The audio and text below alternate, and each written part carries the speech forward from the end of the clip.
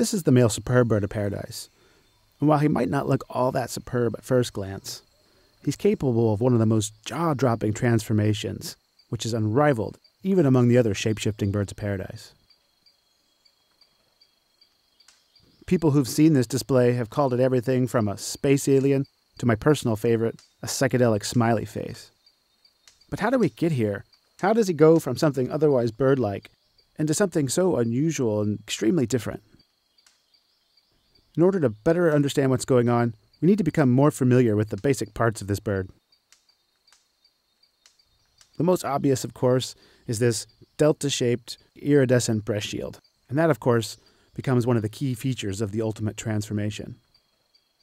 The other features that help make this transformation complete, which are a little bit difficult to see here, are the feathers on the back of the neck, or nape. I call these the cape feathers. Beyond that, there's a series of blue iridescent feathers that are on the top of the head, or the crown.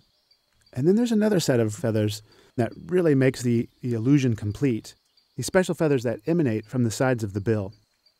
So with the delta-shaped breast shield, the cape feathers that lie across the back, the crown, and the special feathers along the bill, all of these are going to interact to make this illusion work. And here's how it happens.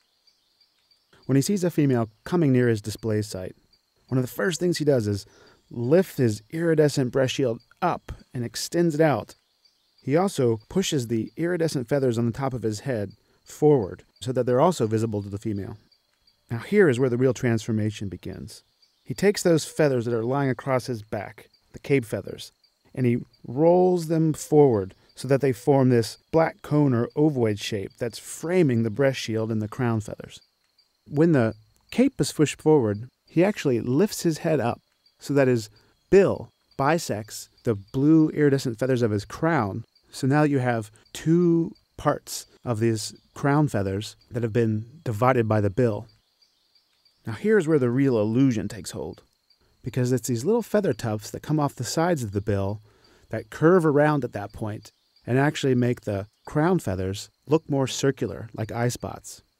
So what we have when we're done is really just an optical illusion of what appears to be eyes and a mouth and this black oval face. And it's all a result of the interaction between these specially modified feathers.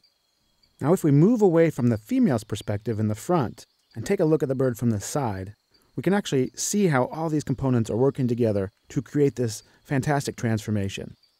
You get a good look how the cape feathers are lifted forward from the back of the neck to create this ovoid shape.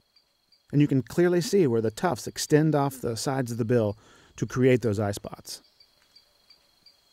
So as if the transformation from something bird-like to something so otherworldly wasn't enough, as he's bouncing and dancing back and forth along the log, every time she moves, he has to move to counter her, to maintain the illusion and keep presenting the proper perspective.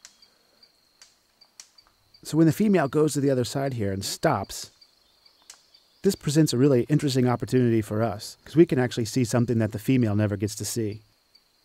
On the backside of the cape there, you can actually see how it's composed of many different individual, highly modified feathers, perfectly orchestrated to create that ovoid cape presentation. I also like how he's frozen here. You can actually see him breathing heavily. He's trying to hold so still and maintain the illusion, trying to gauge what the female's going to do, but he's actually quite exhausted. But alas, even the most impressive transformations don't end successfully, and he's left alone on the log.